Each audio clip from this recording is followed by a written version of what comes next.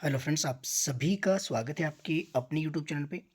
आज की वीडियो में हम बात करने वाले हैं आपके सामने। आज आपके पास ये कह लीजिए कि आपके पास ऑल सब्जेक्ट हम देखने वाले, साइक्लिस्ट सेक्शन भी इसमें इंक्लूड रहेगा। आज के जो मॉक टेस्ट आपके लिए मैं सॉल्व कर रहा हूँ, 100 क्वेश्चन है। जिसके पास टाइम है वही आपके जो है इसको ज्वाइन करना, बाकी जो है लंबा रहने वाला है थोड़ा सा। और क्योंकि एग्ज़ाम आपके नज़दीक आने वाला है तो आपको सेल्फ इवेल्यूएशन का मौका मिलेगा। हालांकि मैंने बहुत बार ये आपके दिया है ऑनलाइन क्लासेस में, तो उसके बावजूद कुछ एक स्टूडेंट आपके यूट्यूब के हैं जो कि आपके पास या तो लेट जुड़ पाए या जिन्हें नहीं पता लगा कि कैसे ये मॉक टेस्ट आपके देना था। तो इसको मैं सॉल्व करने वाला हूँ विद ऑप्शन। तो आपके 100 क्वेश्चन का रहेगा। आप जो इसमें अपने साथ में क्या करना, नोटबुक और पेन आप ले लेना साथ में। कुछ एक पॉइंट आपके एक्स्ट्रा में बताने वाला हूँ, उसको आप जो है साथ साथ नोट डाउन करेंगे। पहली बात। दूसरी बात ये है कि जो आप जो अपने जो है मिलान कर लेना कि कितने क्वेश्चन आपके इसमें सही हो पाते हैं। अगर आपका स्कोर इसमें 70+ रहा तो निस्संदेह आपकी तैयारी इतनी बेहतर है कि आपको सिर्फ रिवीजन पे ध्यान देने की ज़रूरत है, क्योंकि अब आपके पास समय जो है सिर्फ आपके रिवीजन का रह गया है। तो स्टार्ट करेंगे। आज का आपके पास पहला प्रश्न हम देख लेंगे। पहला प्रश्न जो आपके पास स्क्रीन पे रहेगा ये आपके पास साइक्लिस्ट सेक्शन से है। और पहला प्रश्न आपके पास क्या है, in Pavlov experiment the dog salivation triggered by the sound of the bell was considered to be. अब देखिए यहाँ पे एक्सपेरिमेंट जो था, इवान पेवलो का एक एक्सपेरिमेंट है जो कि डॉग के ऊपर आपके किया गया। अगर मैं बात करूँ तो किस आपके पास कंडीशनिंग से संबंधित था, क्लासिकल कंडीशनिंग से आपके पास ये संबंधित देखने को मिला। तो क्लासिकल कंडीशनिंग से पहला क्वेश्चन आपके पास यहाँ पे देखने को मिलता है। तो क्लासिकल कंडीशनिंग से पहला प्रश्न है। अब आपने बताना है कि इसमें से सही आपके पास कौन सा होगा। अनकंडीशनल स्टिमुलस था, अनकंडीशनल रिस्पॉन्स था, कंडीशनल स्टिमुलस था, या फिर आपके पास कंडीशनल रिस्पॉन्स यहाँ पे देखने को मिला।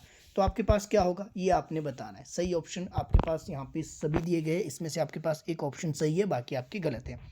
थोड़ा सा समझा भी देता हूँ जिन्होंने नहीं पढ़ी आपकी क्लासिकल कंडीशनिंग थ्योरी। क्या बात की गई है कि डॉग का जो सेलिब्रेशन है जो कि ट्रिगर्ड होता है आपके पास sound of the bell, bell के साथ इसकी जो कंडीशनिंग की गई, तो ये किस तरह का कंडीशन था, ये अनकंडीशनल तो नहीं था। तो कंडीशनल स्टिमुलस था फूड प्लस बेल।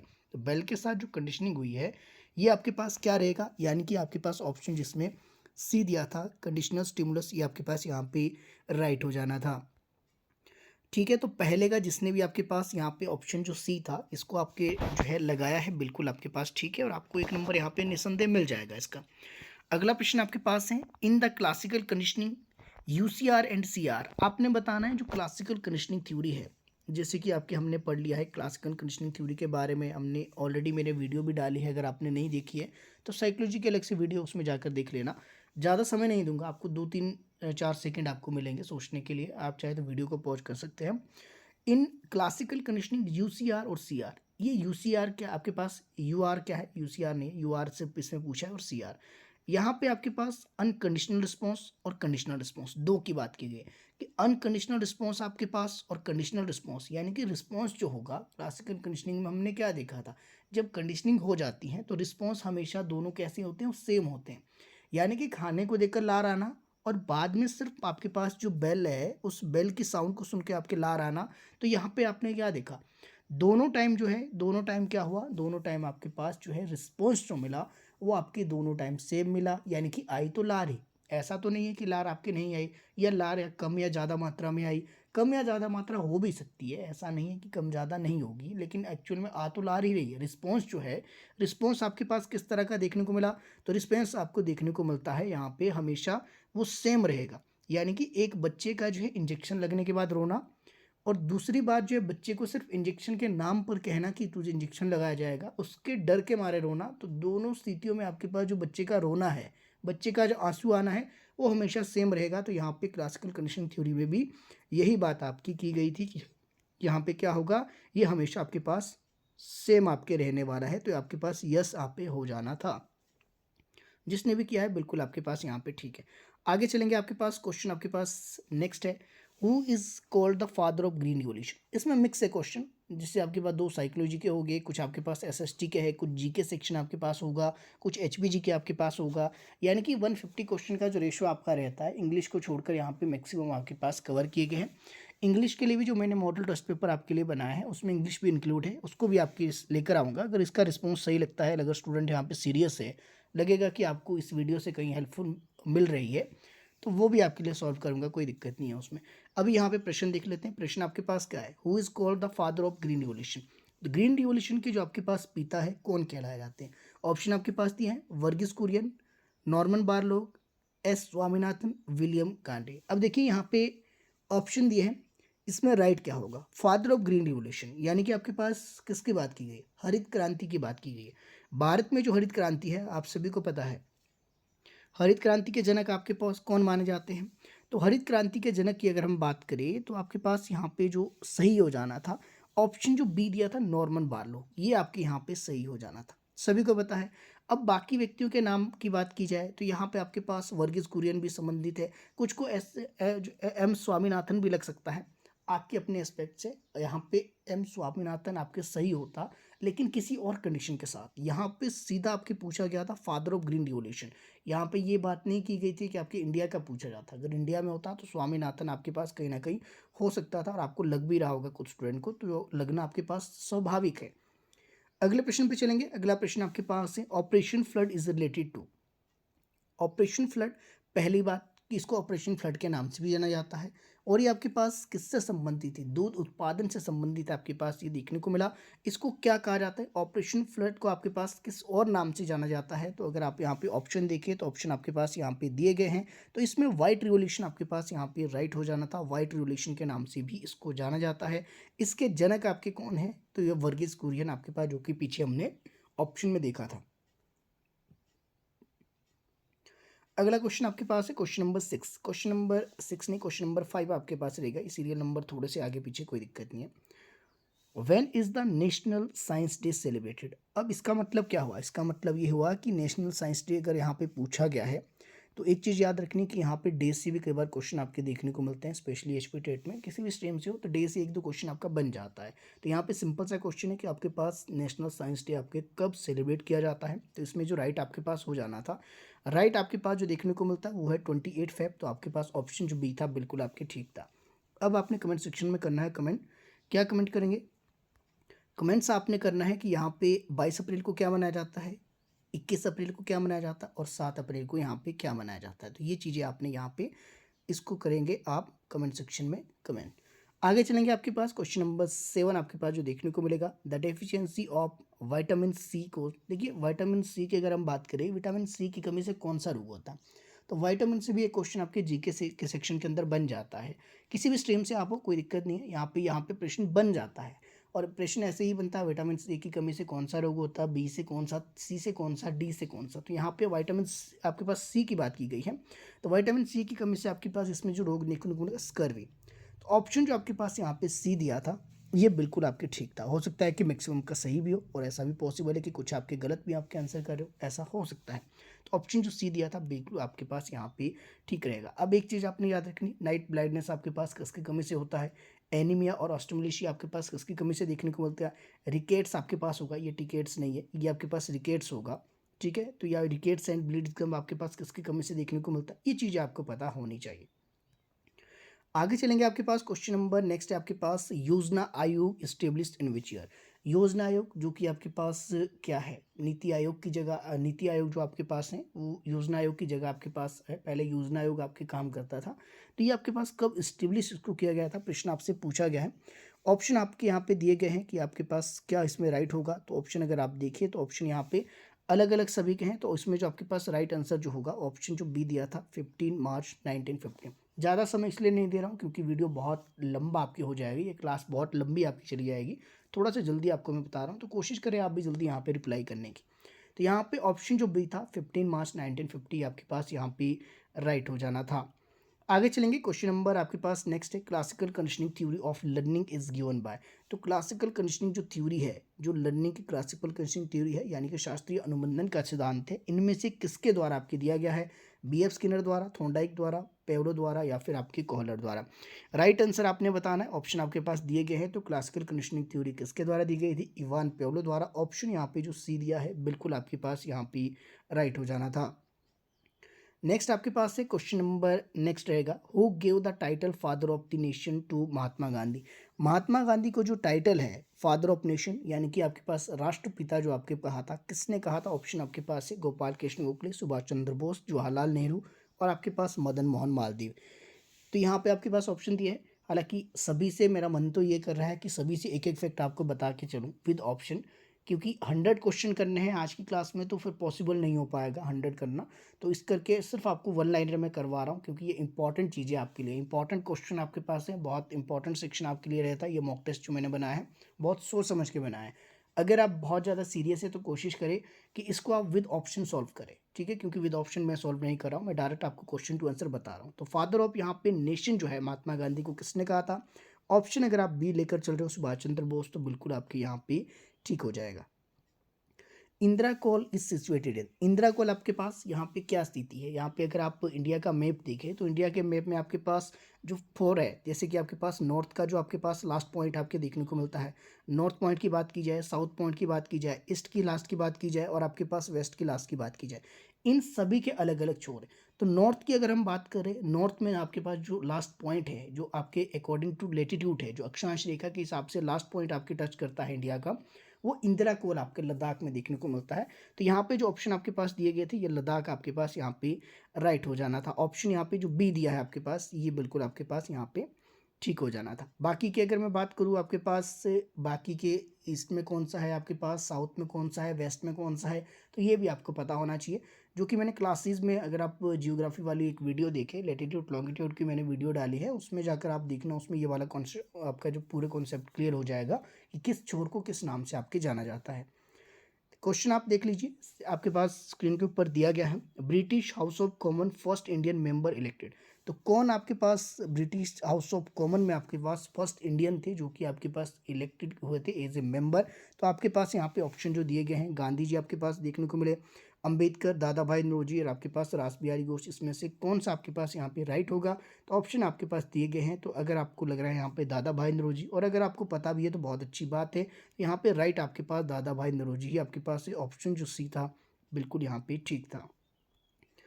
अगला क्वेश्चन आपके पास है, समय लग रहा है, मुझे लग रहा है कि आपसे ज़्यादा ले रहा हूँ मैं समय, ठीक है? तो समय थोड़ा सा कम करते हैं, थोड़ा जल्दी आपको मैं आंसर बताता हूँ। हिमाचल प्रदेश की कौन सी झील 7 झीलों का समूह कहलाती है? तो हिमाचल प्रदेश में हर डिस्ट्रिक्ट की अलग अलग इंपॉर्टेंट झील से, वो झील वाली वीडियो मैंने डाली है, लेक्स की जितनी भी है, ट्रिक के माध्यम से उसको याद कर सकते हैं। तो यहाँ पे राइट आंसर अब तक आपने सोच लिया होगा या लगा लिया होगा। तो यहाँ पे आपके पास लामा झील, ऑप्शन जो आपके पास यहाँ पे डी दिया था, लामा झील, ये आपके पास यहाँ पे राइट हो जाना है। आगे चलेंगे, who was the first chief justice of HP? ध्यान से देखना इस क्वेश्चन को। पहले आपके पास chief justice of Himachal Pradesh कौन आपके पास थे? कुछ को लगेगा आपके पास एम एच बेग, कुछ को लगेगा मेहरचंद महाजन। इन दो में मैक्सिमम कन्फ्यूजन रहेगा, अगर आपने पढ़ लिया है ये फिर। बाकी जिन्होंने तो पढ़ा ही नहीं है उनको तो आपके कुछ भी लग सकता है, वो तो उनकी तो मैं बात ही नहीं कर रहा हूँ। तो यहाँ पे फर्स्ट जो चीफ जस्टिस आपके रहे थे हिमाचल प्रदेश के, ये बहुत बार एग्जाम में प्रश्न बनता है, तो एम एच बेग आपके पास देखने को मिले। अब कुछ को मेहरचंद महाजन लगेगा, मेहरचंद महाजन से भी यहाँ पे इंक्लूड किया गया है एक प्रश्न, जो कि आगे आपको देखने को मिलेगा। इसका वेट कर लीजिए, फिलहाल इसका जो राइट आंसर आपके पास होगा वो आपके पास एम एच बेग होगा। ऑप्शन फर्स्ट जो दिया था बिल्कुल आपके पास ठीक है। अगला प्रश्न है आपके पास, मिनी स्विट्जरलैंड हिमाचल प्रदेश में स्थित है। बिल्कुल सभी को पता है मिनी स्विट्जरलैंड आपके हिमाचल प्रदेश में स्थित है। तो भारत का जो मिनी स्विट्जरलैंड है वो हिमाचल प्रदेश में आपके देखने को मिलता है। हिमाचल प्रदेश में आपके पास डिस्ट्रिक्ट चंबा के अंदर ही देखने को मिलता है।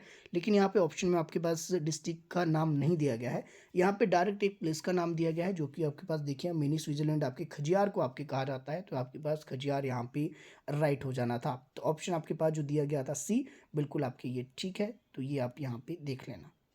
आगे चलेंगे, आपके पास क्वेश्चन आपके पास नेक्स्ट रहेगा, हिमाचल प्रदेश कब तक मुख्य आयुक्त क्षेत्र रहा? तो हिमाचल प्रदेश कब तक मुख्य आयुक्त क्षेत्र रहा था, सभी को पता है आपके पास कब तक ये देखने को मिला। ऑप्शन अगर आप देखें 1948, 1956, 1971, 1951। क्वेश्चन नंबर 16 की अगर मैं बात करूँ, इसका जो राइट आंसर आपके पास हो जाना था, ऑप्शन जो आपके पास यहाँ पे डी दिया है, बिल्कुल आपके पास ये सही हो जाना था। अब ये क्यों सही हो जाना था? क्योंकि 1951 में आपके पास से जो भारत संसद है, जो इंडियन पार्लियामेंट है, उसके अंदर एक प्रस्ताव पास होता है। प्रस्ताव आपके क्या पास हुआ? उस प्रस्ताव के माध्यम से पार्ट सी जो राज्यों को मान्यता आपके प्रदान की गई। तो ऑप्शन यहाँ पे जो आपके पास ऑप्शन डी दिया था, 1951 की ये बात है, तो 1951 में पार्ट सी आपके पास इसको बना दिया गया था, जिसमें कि बिलासपुर भी 1954 में पार्ट सी होने के बावजूद आपके इसको हिमाचल में इसको सम्मिलित किया गया था। तो हिमाचल सबसे पहले 1948 में 4 जिलों के साथ आपके अस्तित्व में आया। आई होप ये वाला फैक्ट तो आपको सभी को पता ही होगा। ठीक है, आगे चलते हैं, अगला प्रश्न आपके देख लेंगे। प्रश्न आपके पास यहाँ पे रहेगा, हिमाचल प्रदेश के प्रथम और एकमात्र व्यक्ति जिन्होंने सर्वोच्च न्यायालय के न्यायाधीश के रूप में काम किया है। तो यही वाला प्रश्न जो आपको मैं ऊपर समझा रहा था, क्योंकि कुछ लोगों को आपको क्या लग रहा था मेहरचंद महाजन है। तो मेहरचंद महाजन ये है आपके पास जिन्होंने जो है सर्वोच्च न्यायालय के रूप में न्यायाधीश के रूप में कार्य किया है। तो कहाँ के थे? हिमाचल के थे, और हिमाचल के प्रथम और एकमात्र व्यक्ति आपके रहे हैं। उस कारण ऑप्शन जो आपके पास यहाँ पे बी दिया है बिल्कुल आपके ठीक हो जाएगा। आगे चलेंगे, नेसेट संसद का नाम है। तो अगर आप एचपीटेट की तैयारी कर रहे हो तो आपके पास जितने भी आपके पास कंट्रीज है, मोस्ट इंपॉर्टेंट जो 8-10 कंट्रीज ऐसी है जिनके जो है आपके संसद के नाम पूछे जाते हैं, उनकी करेंसी आपकी कई बार पूछ ली जाती हैं, तो पता आपको होना चाहिए। तो यहाँ पे नेसेट जो है किस संसद का नाम है ये आपसे पूछा गया है। तो नेसेट जो संसद का नाम है वो इजराइल का आपके पास देखने को मिलता है। ऑप्शन जो फर्स्ट था बिल्कुल आपके ठीक है।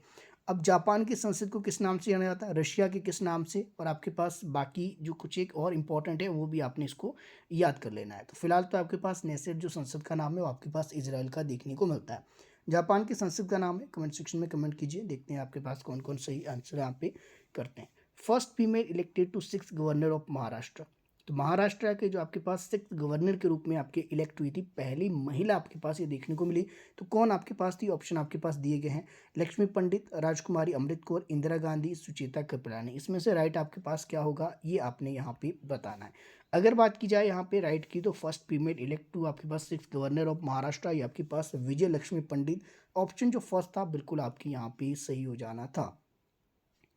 संयुक्त अधिवेशन की बात की जाती है, यहाँ पे संयुक्त अधिवेशन क्या है? संयुक्त अधिवेशन किस अनुच्छेद के अंतर्गत, जो ज्वाइंट सेशन आपके पार्लियामेंट में आपके बुलाया जाता है, राष्ट्रपति इसको बुलाता है, किस आर्टिकल के अंतर्गत यहाँ पे ज्वाइंट सेशन आपकी बुलाया जाता है राष्ट्रपति द्वारा? तो यहाँ पे आर्टिकल जितने भी है इन सभी का पता होना चाहिए। आर्टिकल 1, 2, 3 किससे संबंधित है, आर्टिकल 368 किससे, 226 किससे, सारे इंपॉर्टेंट है।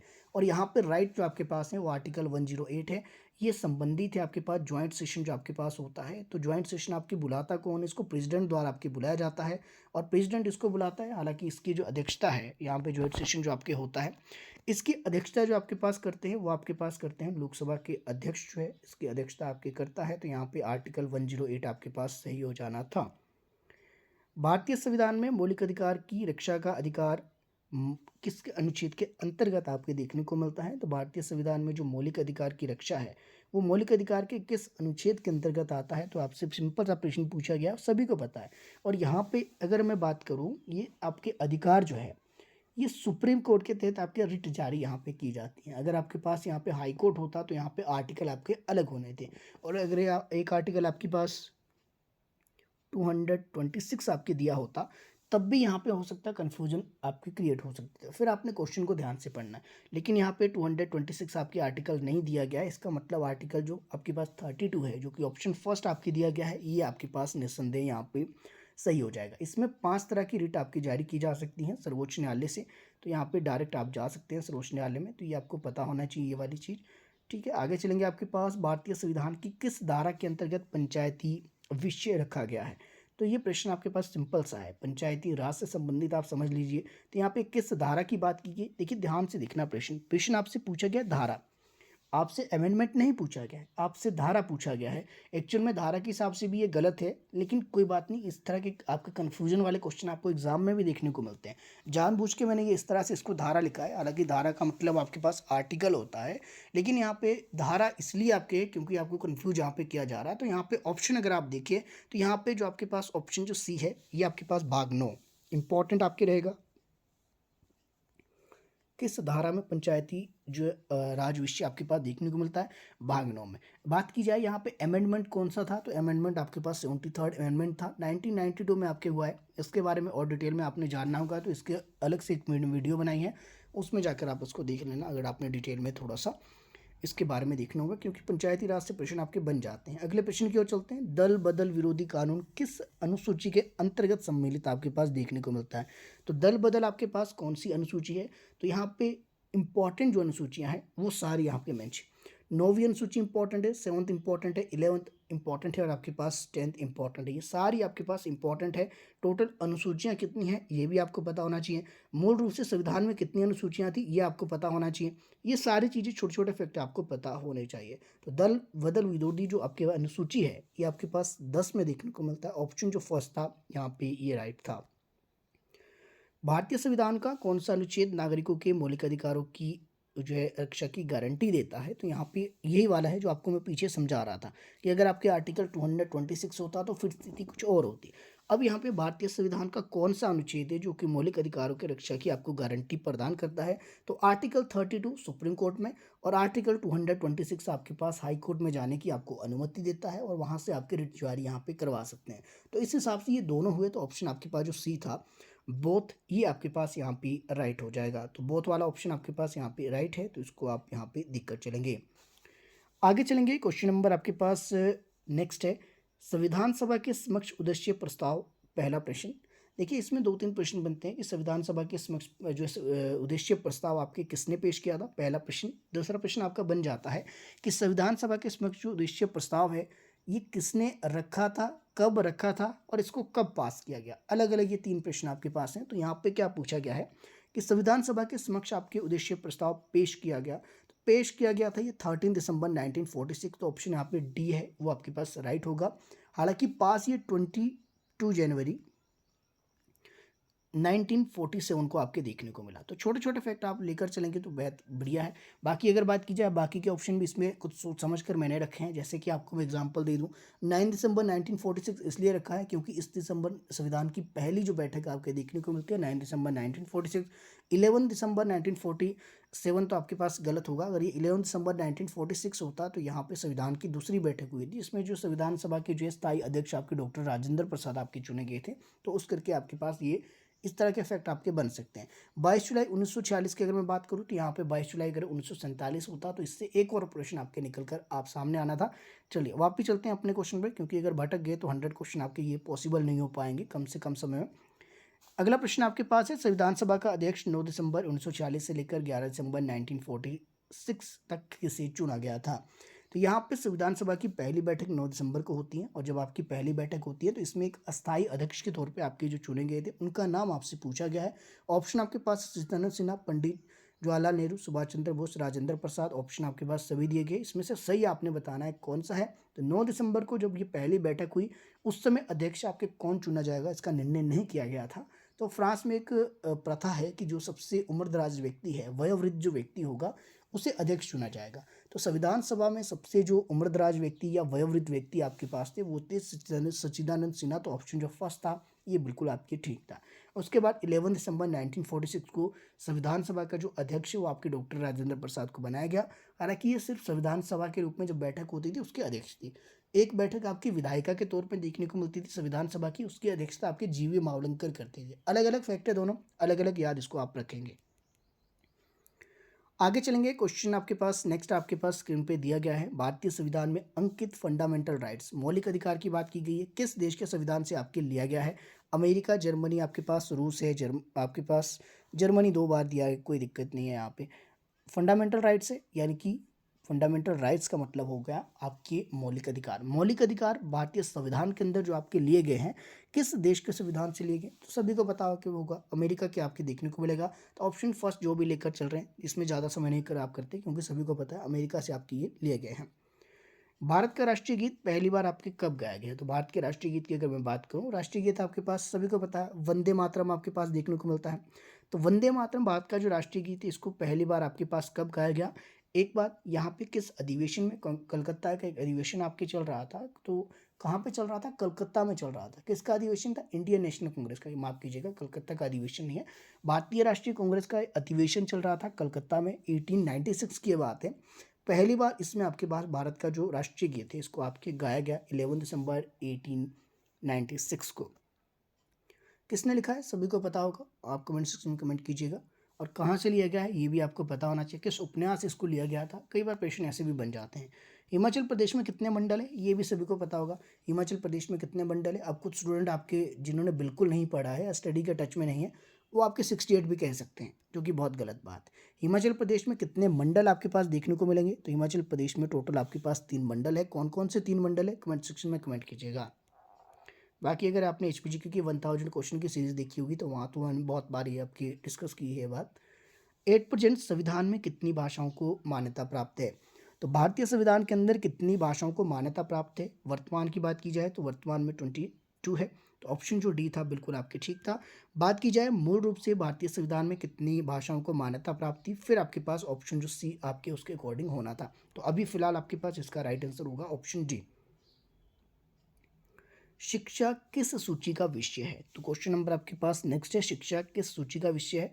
तो अगर मैं बात करूँ संघ सूची, राज्य सूची, समवर्ती सूची, आपके पास 7वीं जो अनुसूची है, 7th शेड्यूल के अंदर आपके पास ये 3 सूचियाँ आपके देखने को मिलेगी। यूनियन लिस्ट आपके पास और स्टेट लिस्ट आपके पास और कॉन्क्रीट लिस्ट, ये 3 सूचियाँ आपके पास देखने को मिलेगी। वर्तमान में बात की जाए समवर्ती सूची के अंदर आपके पास देखने को मिलता है शिक्षा। तो शिक्षा जो है किस सूची का विषय आपके पास है? तो ऑप्शन आपके डी दिया गया था, समवर्ती सूची आपके पास राइट हो जाएगा। पहले ही आपके पास राज्य सूची का विषय हुआ करता था, बाद में इसको राज्य सूची से हटाकर इसको 1976 की ये बात है, ये आपके पास किस में किया गया? समवर्ती सूची के अंतर्गत इसको रखा गया है। महात्मा गांधी पहली बार शिमला कब आए थे? तो बहुत बार प्रश्न आपके एग्जाम में देखने को मिलता है, और इनके शिमला आने से ही यहाँ पे अगर बात की जाए हिमाचल प्रदेश में जो कांग्रेस की अगर मैं बात करूँ, कांग्रेस की शाखा की जो शुरुआत है वो गांधी जी के आगमन से आपकी मानी जाती है। तो कब आए थे? 1921 में आए थे। कब, कहाँ पे रुके थे, ये भी कई बार प्रश्न बन जाता है। कितने व्यक्ति इनके साथ आए थे और किस एक जो है प्रथा को ख़त्म करने के लिए आए थे? साथ में ऐसे प्रश्न बन जाते हैं कि जब ये आए थे इनके आने पर कौन सा नारा आपके दिया गया, यहाँ के लोगों द्वारा इनको कैसे संबोधित किया गया था? ऐसे प्रश्न भी बनने की संभावना आपके अधिकतर रहती हैं। 30, ठीक है, आगे देख ले। 32 क्वेश्चन नंबर आपके पास रहेगा, Indian institute of the advance study को पहले किस नाम से जाना जाता था? IIAS जो आपके पास है, इसे किस नाम से जाना जाता था? वर्तमान में जो आपके पास एडवांस स्टडी है जो कि शिमला में आपके देखने को मिलता है, पहले इसे किस नाम से जाना जाता था? प्रश्न आपके पास दिया गया है। तो ऑप्शन आपके पास अगर आप देखिए, option C viceregal lodge के नाम से पहले इसको जानते थे। ऑप्शन आपके पास जो सी होगा ये बिल्कुल आपके पास ठीक होगा। आगे है इंदिरा गांधी मेडिकल कॉलेज का पुराना नाम, जो आपके पास IGMC है शिमला के अंदर। IGMC आपने सुना होगा, बहुत बार फेमस है काफ़ी ज़्यादा। तो IGMC की अगर मैं बात करूँ तो IGMC पहले IGMC ना नहीं था, पहले इसको किसी और नाम से जाना जाता था। ऑप्शन आपके पास दिए गए हैं, रिपन अस्पताल, लिटन, स्नोडल और दीनदयाल उपाध्याय। तो स्नोडल अस्पताल के नाम से किसे जाना जाता है? तो IGMC का पुराना नाम स्नोडल अस्पताल था, बाद में इसका नाम बदलकर इंदिरा गांधी मेडिकल कॉलेज आपके किया गया। आगे देखेंगे आपके पास नेक्स्ट क्वेश्चन है, हिमाचल प्रदेश में 5वां जिला आपकी कौन सा बना? तो पहले तो आपको पता हो हिमाचल प्रदेश 4 जिलों के साथ अस्तित्व में आया 1948 में। 4 जिले कौन कौन से थे सभी को पता होगा, सिरमौर हो गया आपके पास, आपकी चंबा हो गया, मंडी हो गया, महासू हो गया, ये 4 जिले थे। 5वां जिला जो आपके पास बना था, ये बहुत बड़ा प्रश्न आपके बनता है, तो आप सभी को पता होना चाहिए, नहीं है पता तो अभी जान लीजिए। बिलासपुर आपके पास 1954 में जो पार्ट सी आपके पास राज्य था, इसको हिमाचल प्रदेश में 5वें जिले के रूप में आपके सम्मिलित किया गया। आगे चलेंगे आपके पास नेक्स्ट है, भारतीय राष्ट्रीय संघ की स्थापना का विचार किसने या किसके जो मस्तिष्क में आया? ऐसे भी प्रश्न बन सकता है। तो भारतीय राष्ट्रीय कांग्रेस की जो स्थापना का विचार है, किसके मस्तिष्क में पहली बार आया? देखिए, जो भारतीय राष्ट्रीय संघ है, ये पहले आपके पास भारतीय राष्ट्रीय संघ था, पहले आपके पास भारतीय राष्ट्रीय कांग्रेस नहीं था। तो पहले ये इंडियन नेशनल यूनियन आपकी हुआ करता था, संघ के रूप में आपकी इसको स्थापित किया गया था, पहले इंडियन नेशनल कांग्रेस नहीं था। तो इसका विचार सबसे पहले किसके मन में आया था?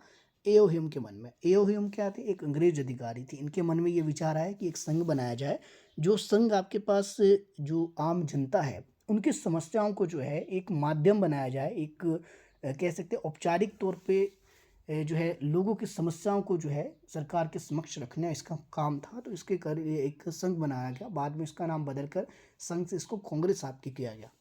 तो ये सारी चीज़ें अगर आप देख रहे हैं quality learn point YouTube channel, तो आप क्या कीजिए, प्लेलिस्ट में जाइए, बहुत से टॉपिक ऐसे हैं, बहुत सी एक मेरी एक कह लीजिए कि अगर मैंने एक टॉपिक आपके डाल दिया, उस टॉपिक को मैं रिपीट नहीं करता, तो उस कारण जो है आपको हो सकता है कि पुरानी वीडियोज़ आपने नहीं देखी होगी।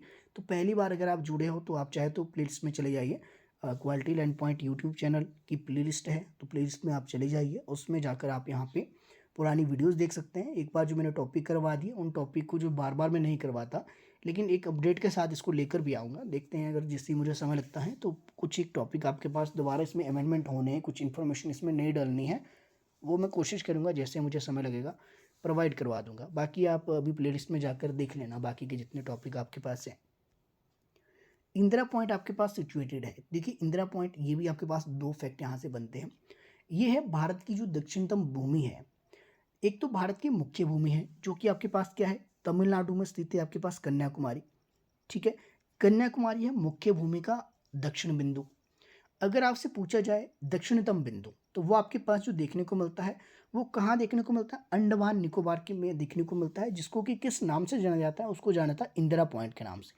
इंदिरा पॉइंट जो दक्षिणतम बिंदु है। इंदिरा कोल आपके पास क्या है, इंदिरा कोल आपने अभी देखा, पीछे हमने क्वेश्चन ये किया, वो आपके उत्तरी बिंदु आपके देखने को मिलता है। तो यहाँ पे आपके पास निकोबार जो है, अंडमान निकोबार में आपके देखने को मिलता है इंदिरा पॉइंट, जो कि आपके पास भारत का दक्षिणतम बिंदु आपके कहलाता है। ऑप्शन जो डी था यहाँ पे बिल्कुल आपके ठीक हो जाना था। नेक्स्ट आपके चलेंगे क्वेश्चन नंबर आपके पास नेक्स्ट है, under which article finance emergency can be declared in India. तो किस आर्टिकल के अंतर्गत भारत में जो है वित्तीय आपातकाल की घोषणा आपकी की जाती है।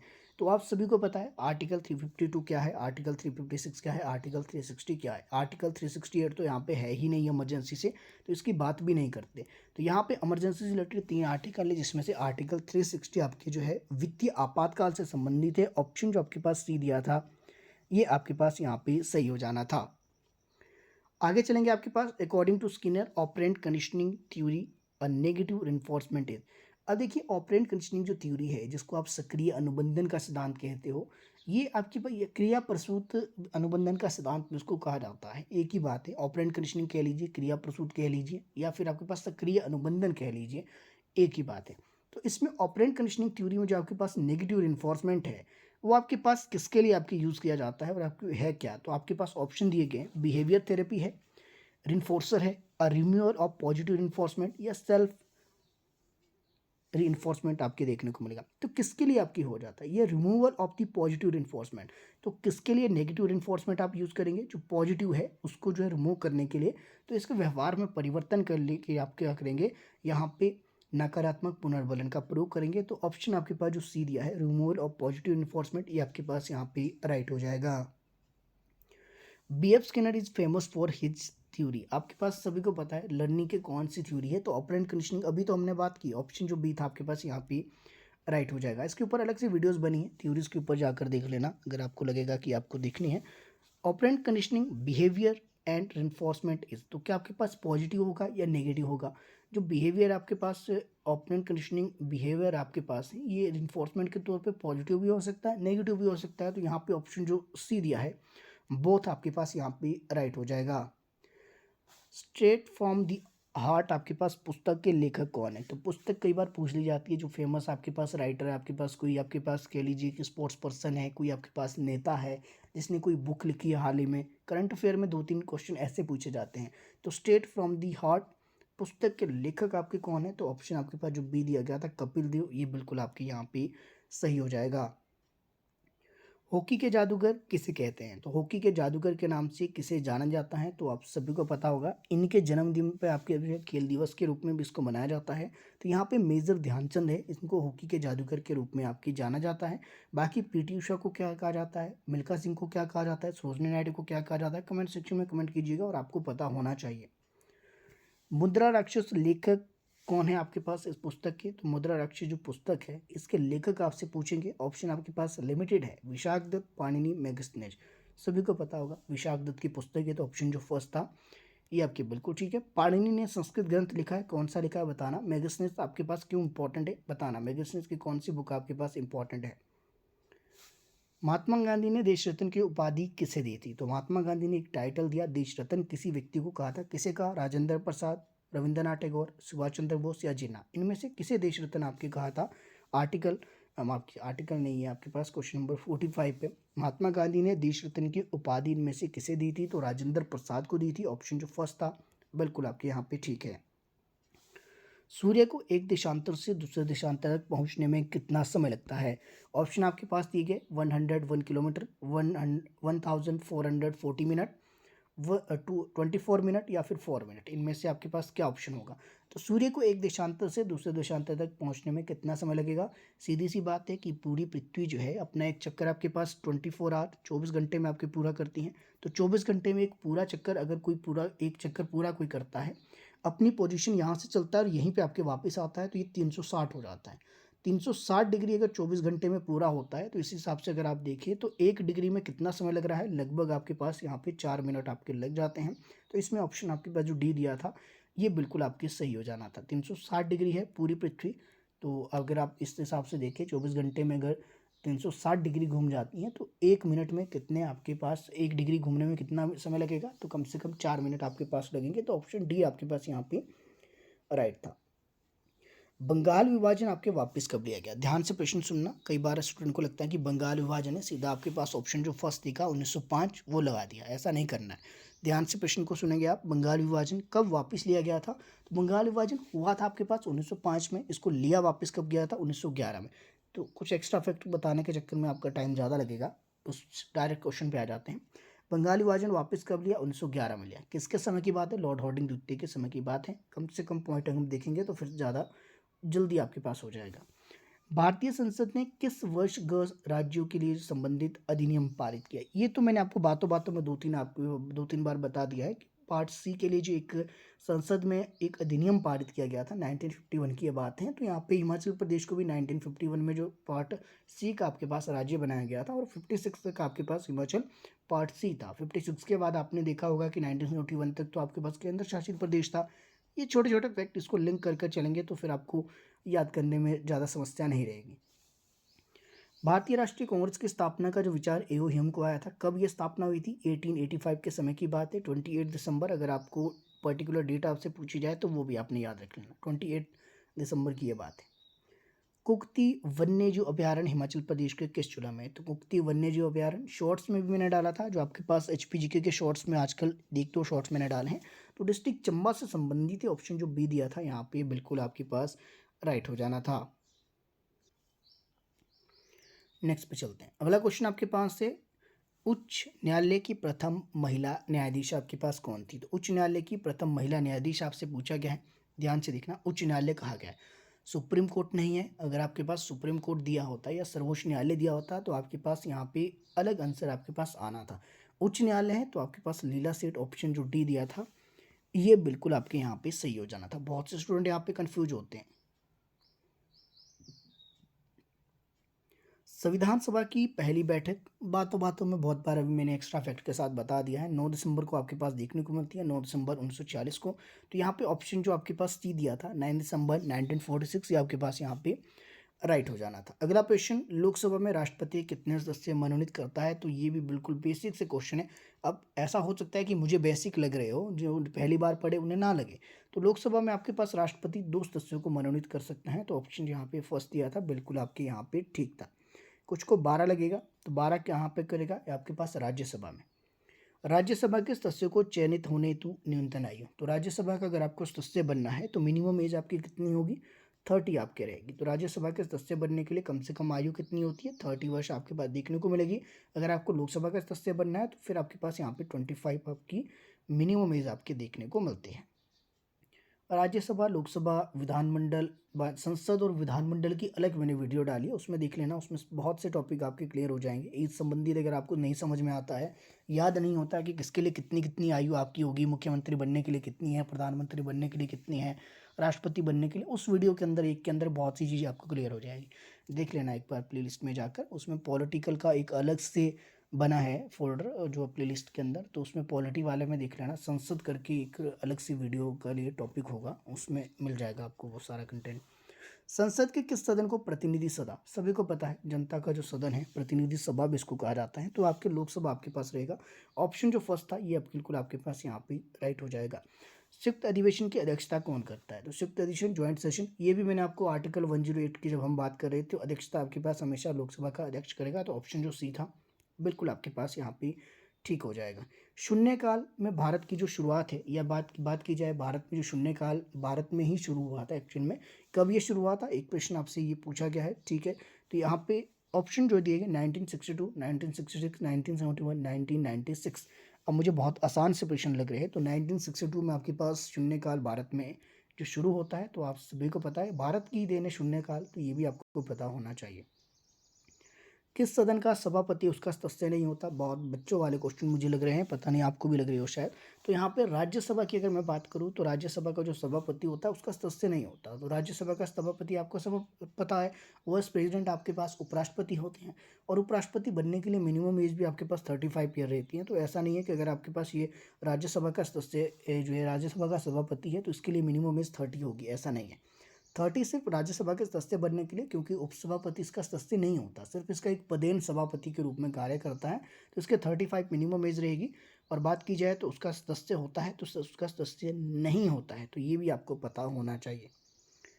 सेरिकल्चर कृषि के किस प्रकार से संबंधित है? तो सेरिकल्चर ये बहुत सी इंपॉर्टेंट है, जैसे कि मछली पालन से कौन सा है, बागवानी से कौन सा है, अंगूरों से कौन सा है, रेशम से कौन सा है। यहाँ पे बात की जाए सेरिकल्चर की तो सेरी तो बहुत इंपॉर्टेंट आपके पास है, ये रेशम उत्पादन से संबंधित आपके देखने को मिलेगा। बात की जाए अंगूरों से तो विटीकल्चर आपके पास है। बात की जाए यहाँ तो पीसी कल्चर है। इसके अलावा जो हॉर्टिकल्चर आपके पास देखने को मिलेगा, तो ये इंपॉर्टेंट है। कल्चर भी एक बार आप गो थ्रू कर लेना, थोड़े से 8-10 है, 8-10 हो जाएंगे आराम से। भरतनाट्यम किस राज्य का जो है शास्त्रीय लोक नृत्य है? शास्त्रीय लोक नृत्य एक्चुअल में है, ये शास्त्रीय नृत्य नहीं कह सकते, शास्त्रीय लोक नृत्य आपके पास है। लोक नृत्य तो बहुत से, लेकिन ये शास्त्रीय लोक नृत्य है, इस कारण ये इंपॉर्टेंट है। ये भी ज़्यादा नहीं है, 7 से 8 आपके पास है, इससे ज़्यादा नहीं है। इनको एक बार आपने देख लेना, ये सारे आपके पास इंपॉर्टेंट है। भरतनाट्यम कहाँ से? आपके पास तमिलनाडु से हैं। बाकी आंध्र प्रदेश से कौन सा है, केरल से कौन सा है, असम से कौन सा है, इसको आपने देख लेना। शायद मैंने वीडियो के माध्यम से प्रोवाइड किया है, उसमें आपको मिल जाएगा। अलग से एचपी टेट का एक अलग से फोल्डर भी मैंने बनाया, अगर उसमें जाकर आप सारी वीडियोस देख पाते हो। अभी लगभग आपके पास 20 से लेकर 25 डेज है, 25 डेज से ज़्यादा ही आपके पास है। तो मुझे लगता है अगर वो सारी वीडियो आप ईमानदारी से भी देखोगे तो यहीं से आपके एचपी टेट क्लियर हो जाएगा निस्संदेह। भारत में शहनाई वादक के लिए प्रमुख व्यक्ति आपके पास कौन थे? बिस्मिल्लाह खां, पंडित रविशंकर, जाकिर हुसैन और हाफिज खान। तो इसमें से अगर आप देखें तो बिस्मिल्लाह खान ऑप्शन जो फर्स्ट है, ये शहनाई वादक। ये तो आपने जब आपके जो है स्कूल में आप थे तो बिस्मिल्लाह खान से तो एक अलग से एक चैप्टर आता था, शायद हिंदी की बुक में था, तो वहाँ पे भी अगर आपने थोड़ा सा ध्यान में रखा हो तो वो चीज़ें भी आपको याद रह जाएगी। एचपीजी से क्वेश्चन है, चंबा रियासत की स्थापना किसने की? ध्यान से सुनना, यहाँ पे प्रश्न आपसे पूछा गया है चंबा रियासत की स्थापना किसने की?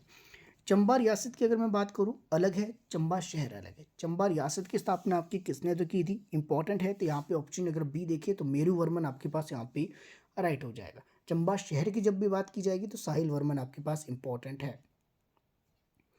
आगे चलेंगे, आपके पास खजियार को मिनी स्विट्जरलैंड का दर्जा, तो सभी को पता है भारत का मिनी स्विट्जरलैंड खजियार जो कि चंबा में देखने को मिलता है, इसका दर्जा जो है WP ब्लेजर द्वारा दिया गया था। कब दिया गया था? ऑप्शन बी 7 जुलाई 1992 को आपके पास देखने को मिलता है। इंपॉर्टेंट फैक्ट आपके यहाँ पे साथ साथ लेकर चलेंगे। सांच दर्रा हिमाचल प्रदेश के किस जिले में है? तो सांच दर्रा आपके पास जो देखने को मिलेगा, ऑप्शन दिया है, ऑप्शन जो डी था चंबा आपके पास यहाँ पे राइट हो जाएगा। मिंजर मेले में जो है किस देवता की पूजा की जाती है? तो मिंजर मेला तो सभी को पता है, मिंजर आपके पास एक किस तरह का मेला है, तो ये इंटरनेशनल फेयर के अंदर देखने को मिलेगा। इसमें किस देवता की पूजा की जाती है? वरुण देवता की जाती है। तो मिंजर का प्रवाह यहाँ पे किया जाता है इसमें, तो वरुण देवता आपके पास इंपॉर्टेंट है। भैंसों की बलि भी आपके ऐसा मान्यता है, हालांकि बलि प्रथा पर अब रोक लगाई गई है, तो अब करंट का मुझे नहीं पता कि ऐसा हो या ना हो। चंद्रनाहन झील हिमाचल प्रदेश के किस जिले में स्थित है? तो चंद्रनाहन की जब भी बात की जाएगी, लगता है चंद्रनाहन नाहन एक जगह है सिरमौर में, तो उस करके सिरमौर लगता है। एक्चुअल में सिरमौर नहीं है, आपके पास शिमला होगा। ऑप्शन जो फर्स्ट था बिल्कुल आपके पास यहाँ पे सही हो जाएगा। आगे चलेंगे, शिक्षा मनोविज्ञान को जोड़ने वाली कड़ी कौन सी है? तो शिक्षा मनोविज्ञान को जो कड़ी जोड़ती है वो कौन सी जोड़ती है? मानव व्यवहार, अंतर्दर्शन, संज्ञानात्मक विकास या नन ऑफ दीज। तो यहाँ पे आपके पास अगर बात की जाए मानव व्यवहार को जोड़ने वाली जो कड़ी है वो ह्यूमन बिहेवियर है, मानव व्यवहार है। तो मनोविज्ञान को जोड़ने वाली कड़ी क्या होगी? मानव व्यवहार। ऑप्शन जो फर्स्ट था यहाँ पे बिल्कुल ठीक हो गया। बुद्धि लब्धि की सामान्य सीमा आपके पास क्या है? तो IQ है, तो आपके पास कितने से कितना आपकी नॉर्मल इसको माना जाता है? तो आपके पास 90 से लेकर 110 के आसपास नॉर्मल इसको माना जाता है। तो किसके अकॉर्डिंग था? ये भी कई बार प्रश्न पूछा जाता है कि सामान्य जो बुद्धि लब्धि सीमा है 90 से 110, ये किसके अकॉर्डिंग है, किसके अनुसार ही आपके पास 90 से 110 रहेगी। बाकी अलग अलग जो आपके पास साइकोलॉजिस्ट थे उन्होंने तो अलग अलग आपके दिए, तो यहाँ पे सर्वमान्य यही है 90 से लेकर 110 अगर आपका IQ है तो सामान्य आपके पास बुद्धि लब्धि है आपकी। तो अगर आपके 120 प्लस है तो फिर तो आप विशिष्ट वाले हो, फिर तो कुछ नहीं कर सकते।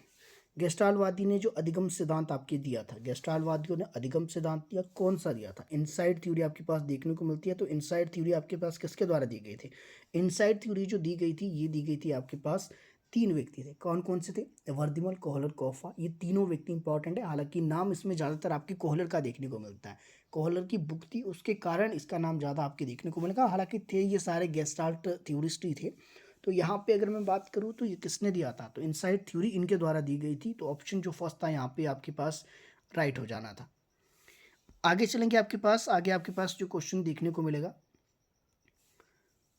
जब बच्चा अपने माता पिता तथा अध्यापकों से अनंत प्रश्न पूछता है तो किस प्रवृत्ति का उत्तक होता है? तो अनंत प्रश्न का समझते हो कि जिसका अंत ही नहीं है। अगर ये हुआ तो क्यों हुआ, ये हुआ तो क्यों हुआ, अगर ऐसा होता फिर क्या होता, इस तरह के अनंत प्रश्न जिनका कोई अंत नहीं है।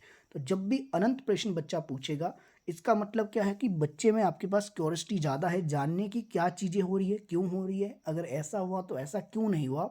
ये बच्चे की क्यूरियोसिटी बताता है, किसका उत्तक है, बच्चे की जिज्ञासा आपके बताता है।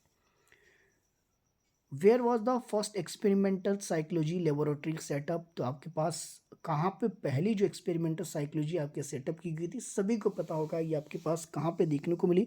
लिपजिंग में देखने को मिलती है।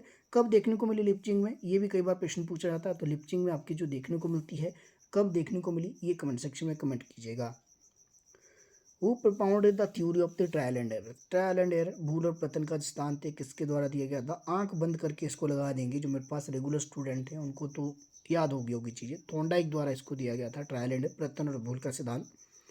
The concept of reward and punishment in the process of teaching learning is based upon the law of learning in learning by. Reward and punishment का जो आपके पास है, ये आपके पास जो देखने को मिलता है, लॉ ऑफ लर्निंग पे है। तो ये किसके द्वारा आपके पास देखने को मिला? बी.एफ. स्किनर, पेवलो, थॉर्नडाइक और Kohler. The concept of reward and punishment, reward और पनिशमेंट की जो बात है, कौन करते हैं? सभी को पता है, आपके थॉर्नडाइक करते हैं। तो थॉर्नडाइक ने आपकी इसकी बात की है, लॉ ऑफ लर्निंग इसके द्वारा आपकी दी गई थी। तो थॉर्नडाइक यहाँ पे आपके पास राइट हो जाना था, ऑप्शन सी। ठीक है, कुछ को बी.एफ. स्किनर लगेगा, बी.एफ. स्किनर नहीं है। बी.एफ. स्किनर ने तो इसी के जो लॉ ऑफ इफेक्ट है उसके ऊपर काम किया है बी.एफ. स्किनर ने। तो यहाँ पे पनिशमेंट और रिवॉर्ड के प्रोसेस की अगर मैं बात करूँ, तो ये किसके ऊपर आपके पास, किसके लॉ ऑफ लर्निंग के ऊपर आपके पास था? बात तो यहाँ पे ये बी.एफ. स्किनर की गई है, लेकिन ये पूछा गया है तो ये जो कॉन्सेप्ट था रिवॉर्ड और पनिशमेंट का, ये किसके ऊपर था? तो किसके लॉ ऑफ लर्निंग पे था? तो आपके पास लॉ ऑफ इफेक्ट जो है लर्निंग के प्राइमरी लॉस के अंदर तीन लॉ देखने को मिलते हैं। थॉर्नडाइक ने जो तीन लॉ दिए थे, उसका एक था लॉ ऑफ इफेक्ट, उसके ऊपर आपके आधारित था पूरा का ये रिवॉर्ड और पनिशमेंट का, जो कि बी.एफ. स्किनर ने दिया था। तो यहाँ पे ये पूछा गया किसके ऊपर था, तो थॉर्नडाइक के लर्निंग ऑफ लॉ के ऊपर देखने को मतलब ऑप्शन सी यहाँ पे राइट हो जाना था। Who propounded the sampling theory? तो सैम्पलिंग थ्योरी आपके पास किसके द्वारा दी गई? बहुत बार आपके पास देखने को मिलता है, ऑप्शन जो आपके पास यहाँ पे थॉर्नडाइक दिया है। हालांकि इसमें स्पेलिंग आपकी गलत है, लेकिन कोई बात नहीं। यहाँ पे जो आपके पास इंपॉर्टेंट है, थॉर्नडाइक नहीं होगा आपके पास, थॉमसन है। थॉमसन है वो प्रोपाइंड सैम्पलिंग थ्योरी की बात की गई है, आपके यहाँ कौन सा होगा? थॉमसन होगा। थॉर्नडाइक ऊपर वाला ही याद रह गया मुझे, कोई बात नहीं। सैम्पलिंग थ्योरी किसने दी थी? थॉमसन द्वारा दी गई थी। बहुत बार एग्जाम में प्रश्न पूछा गया है, होना ही नहीं चाहिए गलत, मतलब ही नहीं बनता, संभावना नहीं है। अगर आपने मैक्सिमम वीडियोस देखी है साइकोलॉजी की जाकर, तो जितने प्रश्न है वो मैक्सिमम रिपीटेड भी होते हैं, दो चार क्वेश्चन आगे आउट ऑफ सिलेबस। लेकिन कोई बात नहीं, वो तो सभी के लिए आपके रहेंगे, कम से कम 25 तो आप आराम से कर लोगे यहाँ पे। Who gave the principle of the operant conditioning? तो ये तो बच्चों वाला क्वेश्चन आपके पास आ गया है, बार बार हमने देख लिया है। तो स्किनर ने दी थी operant conditioning, option B. Who said infancy is the ideal period to learn? तो शिशुअवस्था को सीखने का आदर्श काल जो है, किसने ये माना है? बहुत बार रिपीट हुआ है क्वेश्चन। तो वैलेंटाइन द्वारा, ऑप्शन जो सी था बिल्कुल आपके पास यहाँ पे राइट हो जाना था। Who gave inside theory? तो ये भी हमने कर लिया है, वर्दिमल, कोहलर, कोफा, सारे ये व्यक्ति थे, गेस्टाल्ट साइकोलॉजिस्ट थे। अभी मैंने आपको ऊपर फैक्ट के साथ बता दिया था, ऑप्शन जो डी था यहाँ पे ये राइट होगा इसमें। आगे चलेंगे आपके पास, अब 5 ईयर ओल्ड जो चाइल्ड है उसका अगर आप मेंटल एज आपके पास 5 है तो उसका आईक्यू आपके पास कितना होगा? तो 5 ईयर ओल्ड है चाइल्ड, अगर उसके जो मेंटल एज भी 5 है, यानी कि 5 कर देना, 5/5। मेंटल एज भी आपके पास 5 होगी, क्रॉनिकल एज भी आपके पास 5 होगी, मल्टीप्लाई इसको 100 से करेंगे तो कर दीजिए कितना होगा? 20 को आपके पास कर दीजिए तो कितना होगा? 100 होगा। तो ऑप्शन यहाँ पे क्या होगा? ऑप्शन जो यहाँ पे दिया गया है ऑप्शन बी, ये आपके पास यहाँ पे राइट हो जाएगा। सिंपल सा कॉन्सेप्ट है, इसमें कुछ नहीं है। अभी भी नहीं आया समझ किसी को? यहाँ पे क्या पूछा गया? 5 year old child, 5 year old का मतलब किसकी वास्तविक आयु, क्रॉनिकल एज कितनी है, सी ए कितना है इसका? CA मतलब क्रॉनिकल एज, वास्तविक आयु कितनी है 5, लिख देंगे 5 नीचे। मेंटल एज कितनी है 5 ईयर, मेंटल एज तो पहले ही दिया गया। बस इसमें एक फ़र्क ये है, अगर यहाँ पे ऐसे लिखा होता और 5 ईयर तो फिर आपको समझ जाना था। इसमें 5 आपके पास FIVE लिखा है, न्यूमेरिक आपके नहीं लिखा है। तो 5/5 कर दीजिए, इसको मल्टीप्लाई आपने 100 से करना है। क्यों करना है? क्योंकि आपको सभी को पता है MA/CA मल्टीप्लाई बाय 100 आपके पास ये फॉर्मूला आपके पास देखने को मिलता है, ये तो सभी को पता होगा। इस फॉर्मूले के अकॉर्डिंग आपको उसको निकालना है। बाद में जब इसको आप डिवाइड कर दोगे तो 5 से अगर आप करते हो, मान लीजिए आपके पास यहाँ पे 5 है, ठीक है, 5 से अगर 100 को फिर 20 आ रहे, बाद में 20 को आपके पास 5 से कर दीजिए मल्टीप्लाई, तो 100 आपके पास हो जाता है। तो इस करके आपके पास ये आराम से निकल कर आ जाएगा कि कितना IQ आपके पास है। तो यहाँ पे 100 आपके पास यहाँ पे देखने को मिलेगा। आगे चलेंगे, आपके पास महात्मा गांधी के आध्यात्मिक गुरु, बहुत बार क्वेश्चन आपके बनता है। आध्यात्मिक गुरु आपके पास अलग है, ध्यान रखना, आध्यात्मिक गुरु अलग है, राजनीतिक गुरु अलग है। आध्यात्मिक गुरु जब पूछे गए लियो टॉल्स्टॉय है, इन्होंने लियो टॉल्स्टॉय फॉर्म की स्थापना भी आपकी की गई थी। इनके राजनीतिक गुरु गोपाल कृष्ण गोखले थे। दोनों अलग अलग क्वेश्चन है, तो उसको ध्यान में रखना आपने। आगे चलेंगे, क्वेश्चन नंबर 79, संसद के संयुक्त अधिवेशन की अध्यक्षता, बहुत बार हमने देख लिया है, बार बार कितनी बार हम देखेंगे, लोकसभा स्पीकर आपके पास करते हैं। आगे चलेंगे, भारत से बाहर किस मुगल शासक का मकबरा है? तो ये मकबरे आपके पास कई बार पूछ ली जाते हैं। जो मुगल शासक है, बाबर की बात की जाए, जहांगीर की बात की जाए, अकबर की बात की जाए, तो ये सभी के मकबरे आपको पता है। अकबर के, अगर बाबर की बात की जाए कहाँ पे है, काबुल में आपके पास इसका मकबरा देखने को मिलता है।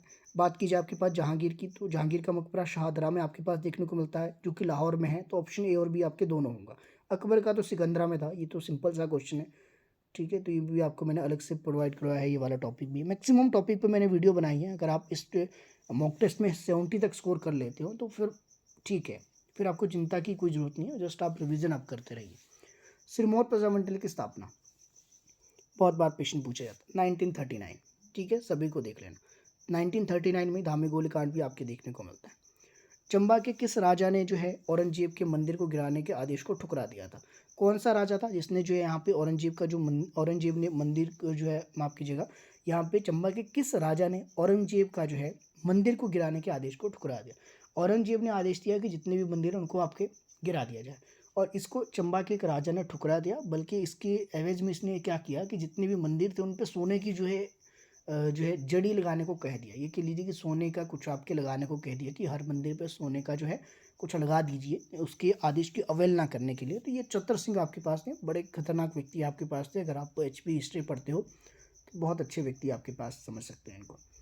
हिमाचल प्रदेश 18वां राज्य बनने की घोषणा किसके द्वारा की गई? तो सभी को पता होगा, हिमाचल प्रदेश 18वें नंबर का आपके पास बनता है इंदिरा गांधी ने गिरजा मैदान से, जो कि आपके पास शिमला में 8% आपको उसको रिज मैदान कहते हैं, तो वहाँ से इसकी अनाउंसमेंट आपकी की गई थी। हिमाचल प्रदेश विधानसभा को कब भंग किया गया? तो हिमाचल प्रदेश में विधानसभा को भंग किया गया था 1956 में। हालांकि बाद में इसको वापस, इसको विधान परिषद आपके विधान परिषद से इसको विधानसभा वापस बना दिया गया था।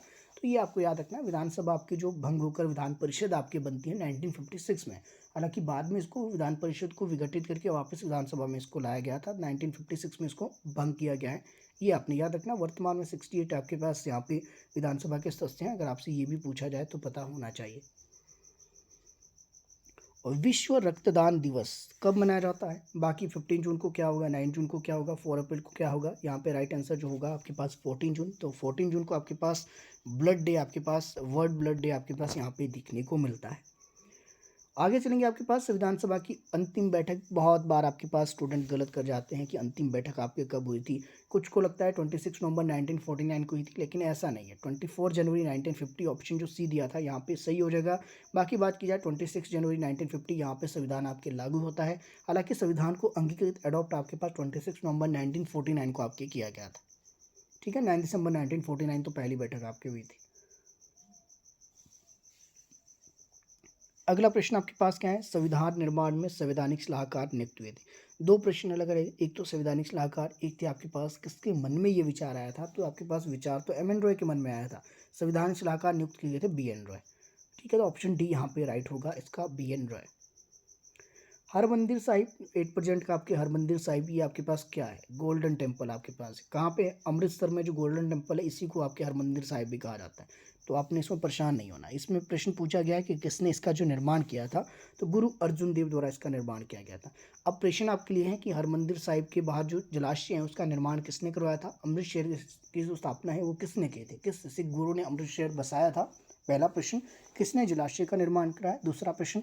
और हरमंदिर साहिब गोल्डन टेम्पल का निर्माण, ये तो मैंने आपको बता ही दिया, गुरु अर्जुन देव आपके पास सिखों के जो 5वें गुरु थे।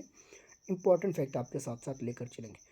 बाबर ने पानीपत का जो पहला युद्ध है किसके साथ लड़ा? तो ये तो बताने की जरूरत है नहीं। बाबर का जो पहला युद्ध आपके पास है, इनमें से तो ऑप्शन है ही नहीं कोई, तो अब क्या इसमें लगाए? तो ऑप्शन इसमें डी आप लगा लीजिए। तो बाबर ने पहला युद्ध आपके पास किसके साथ लड़ा था? ऑप्शन आपके पास यहाँ पे दिया ही नहीं गया है, तो आप बता दीजिए किसके साथ लड़ा गया था। तो पानीपत का पहला युद्ध 1526 में आपके पास देखने को मिलता है। ये तो पता आपको होना ही चाहिए। ठीक है, नहीं पता है बाबर का, तो इब्राहिम लोदी के साथ हुआ था, लिख लेना, कोई स्टूडेंट कष्ट करेंगे नहीं। बगदाद के खलीफा से मान्यता प्राप्त करने वाला पहला मुस्लिम शासक, तो पहला मुस्लिम शासक कौन था जिसने खलीफा की आपकी उपाधि ली थी? आपके पास इल्तुतमिश, जो आपके पास कुतुबुद्दीन आपके पास देखने को मिलता है। ठीक है, तो ये इंपॉर्टेंट है, इल्तुतमिश कुतुबुद्दीन, तो ये पूरा नाम आपके पास है। कुतुबुद्दीन ऐबक अलग है, कुतुबुद्दीन बख्तियार अलग है, कुतुबुद्दीन खाजी अलग है, तो यहाँ पे इल्तुतमिश आपके पास यहाँ पे राइट हो जाएगा। आगे चलेंगे, आपके पास अढ़ाई दिन का झोपड़ा किसने बनाया? ये भी बहुत बार प्रश्न बनता है, दिल्ली सल्तनत से क्वेश्चन आपके बन जाते हैं। तो कुतुबुद्दीन ऐबक द्वारा बनाया गया था अढ़ाई दिन का, कई जगह इसको ढाई दिन का झोपड़ा भी कहा जाता है, एक ही बात है दोनों। कुतुब मीनार का जो निर्माण है स्टार्ट इसने किया था, कुतुबुद्दीन ऐबक ने, हालांकि कंप्लीट आपके पास इल्तुतमिश द्वारा इसको किया गया था।